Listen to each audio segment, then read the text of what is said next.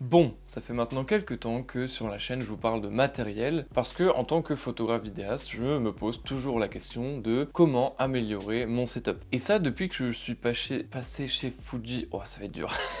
Et ça depuis que je suis passé chez Fuji, c'est une question qui a beaucoup évolué parce que j'ai changé de matériel, de boîtier, d'objectifs, d'accessoires. En tout cas, j'ai changé beaucoup de mon matériel qui est essentiel à la captation vidéo et à la captation photo aussi. Bref, tout ce dont un technicien comme moi a besoin pour faire des images. Mais il y a un objet dont je vous ai encore jamais parlé sur la chaîne et qui est pourtant essentiel et qui est même pour moi un des objets les plus importants à avoir quand on est photographe vidéaste. C'est bien évidemment le sac photo. Parce que comme je l'ai dit, c'est quand même l'objet principal qui va vous servir dans la vie du quotidien pour vos déplacements pro ou vos déplacements perso d'ailleurs. Parce que c'est l'objet qui va vous suivre partout, c'est donc un objet qu'il ne faut pas négliger. Et donc à choisir, c'est généralement un calvaire. Surtout dans mon cas où j'ai quand même des attentes un peu élevées et j'ai une utilisation assez particulière parce que il faut autant que je puisse l'utiliser en voyage, qu'il soit compact mais en même temps que je puisse mettre tout mon matos dedans. Et pour moi surtout le plus important d'un sac photo, c'est qu'il soit polyvalent, qu'il réponde à tous ces critères là en même temps. Donc là c'est encore pire pour choisir. Et si vous aussi vous êtes photographe ou vidéaste, vous savez à quel point c'est compliqué de choisir un sac photo qui vous correspond à 100%. Moi par exemple au tout début j'ai galéré mais vraiment c'était un enfer et je me souviens encore de mon tout premier sac photo vidéo qui m'a lâché il y a à peu près un an et j'étais d'ailleurs complètement dégoûté parce qu'en plus c'était ma copine qui me l'avait offert il y a 4 ou 5 ans je crois maintenant et il m'a suivi partout. J'ai autant fait des randos sous la pluie, je l'ai emmené en urbex, en rando, en voyage, je l'ai emmené vraiment partout et il était parfait. Il répondait à tous mes critères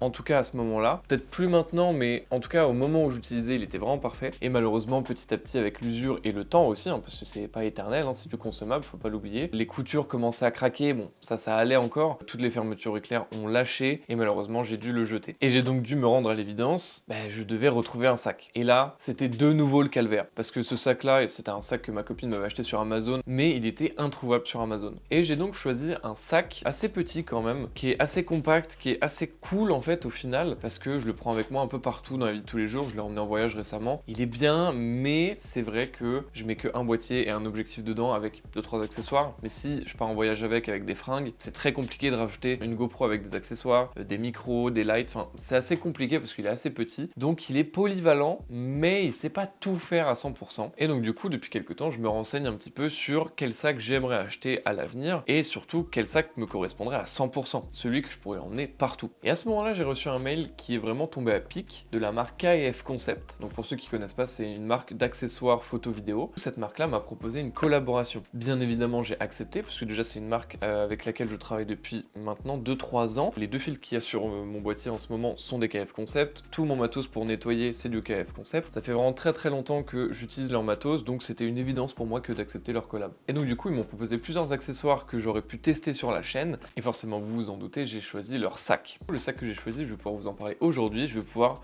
le tester. Enfin, même si ça fait 2 semaines que je l'ai reçu et ça fait 2 semaines que je l'ai déjà bien testé. Je vais pouvoir vous donner mon avis à travers cette vidéo et on va voir aujourd'hui si oui ou non c'est un sac qui me correspond à 100% et est-ce que c'est mon nouveau sac de tous les jours. Et donc du coup bien évidemment avant de commencer ce test, merci beaucoup à KF Concept qui m'ont fait confiance et donc du coup si ce sac vous intéresse, il y a le lien en description et vous pouvez aussi utiliser le code FRBAGS05 pour avoir 5% de réduction sur votre commande. Donc merci beaucoup KF et donc du coup on va pouvoir passer à la vidéo. Bon et avant de vous parler des points positifs, des points négatifs du sac, il faut forcément que je vous le montre. Donc du coup on va juste changer un peu d'environnement, changer un peu de setup pour que vous le voyez. Et c'est parti. Du coup on se retrouve dans un nouveau setup. Je vais vous faire un petit état des lieux du sac pour que vous voyez un peu tous les compartiments qu'il y a, toutes les petites poches un peu cachées.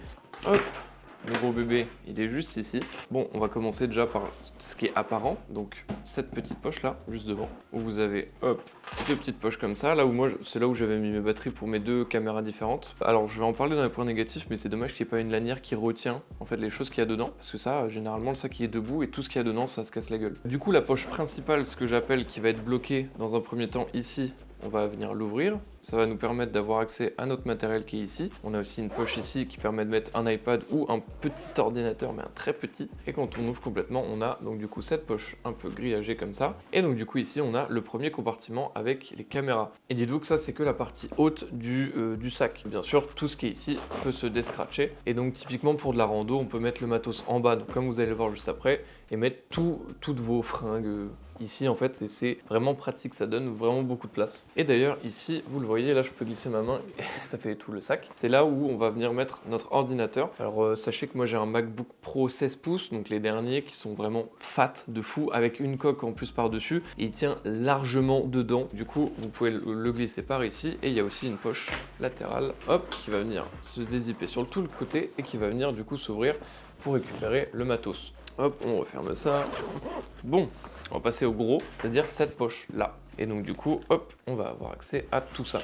Donc du coup, on va avoir dans un premier temps accès à du coup toute cette poche là, on peut mettre encore du matos, et donc du coup ici vous allez avoir deux emplacements pour des filtres ou pour plein d'autres choses. Ça j'en reparlerai dans les points négatifs de ces poches là, parce qu'elles sont très pratiques mais un peu mal conçues pour moi, donc voilà, pareil, vous pouvez tout descratcher pour mettre autre chose que ça. Et d'ailleurs, ce qui est super cool avec ce sac là, c'est qu'il est livré avec cette pochette là, donc c'est littéralement un autre sac à bandoulière qui est vraiment super cool et compact parce qu'en soi il rentre complètement dedans. Et donc dedans est livré une lanière, donc c'est sûr que vous pouvez complètement l'avoir ici comme ça pour shooter, donc c'est super cool. Soit vous la laissez dans le sac et donc du coup c'est une poche que vous pourrez ouvrir et mettre votre matos dedans en soi, parce que là il y a de la place encore. Soit du coup vous pouvez faire comme moi, et moi je le mets à part entre guillemets, et ça va me servir de sac complet pour le drone. Vous voyez juste ici, donc j'ai mon petit Mini 3 Pro dedans, j'ai ma petite radiocommande dedans, j'ai toutes mes hélices de rechange, j'ai les batteries, j'ai des filtres. Ça, c'est vraiment chouette qu'il l'ait proposé. Et c'est pas fini.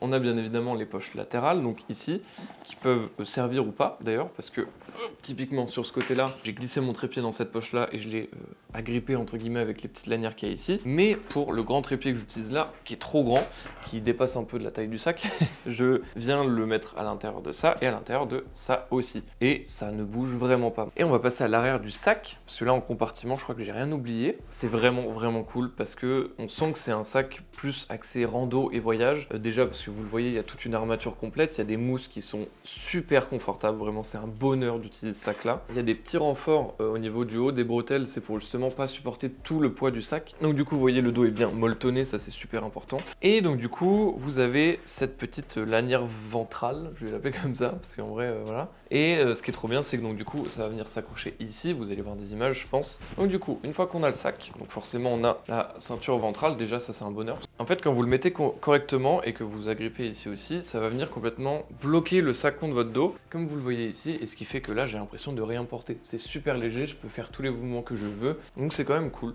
Je sais pas ce que vous en pensez, mais moi j'aime bien. Il est pas super discret, hein, c'est un gros sac de rando, mais moi j'aime bien.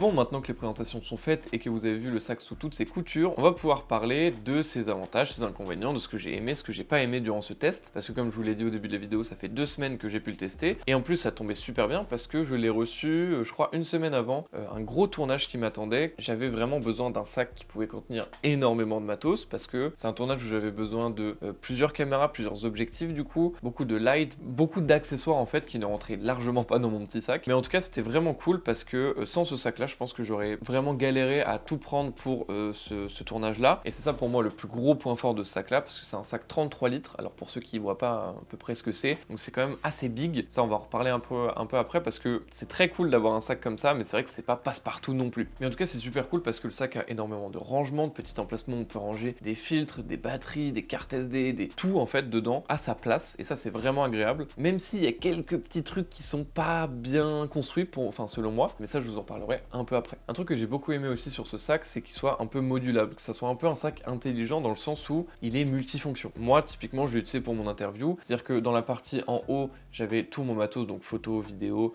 Sur les deux côtés du sac, j'avais forcément 2 trépieds, parce que j'avais 2 caméras. Dans la partie du dessous, j'ai choisi de mettre quand même des compartiments pour pouvoir mettre, donc du coup, comme vous l'avez vu sur les images, mon truc, ma case entre guillemets pour les GoPro, mes petites minettes et tout, enfin bref, vous l'avez vu sur les images. Mais si demain je suis amené à faire une randonnée par exemple, je peux mettre très bien tout mon matos dans la partie du bas, et sur le haut par exemple, enlever tous les compartiments et mettre des fringues, de la bouffe, mettre un kit de survie, mettre une tente, j'en sais rien, mettre beaucoup de choses dedans, et sur les côtés mettre des bouteilles d'eau. Enfin bref, ce sac est complètement modulable et on peut complètement le changer selon l'utilisation qu'on en a, et ça c'est vraiment cool. Ça je pense que vous l'avez vu, surtout au niveau du dos du sac, c'est un sac qui est un peu plus typé rando slash voyage. C'est un très bon point pour moi, pas forcément pour tout le monde, hein. Moi là je parle pour mon utilisation, déjà parce que au niveau du confort c'est un bonheur absolu. Moi qui avais un sac avant avec une sorte de plate en dessous dessous du sac qui permettait de maintenir un peu le sac debout quand on le met au sol. Alors c'est très cool pour le matos et pour protéger le matos, hein. Par contre quand on marche avec, la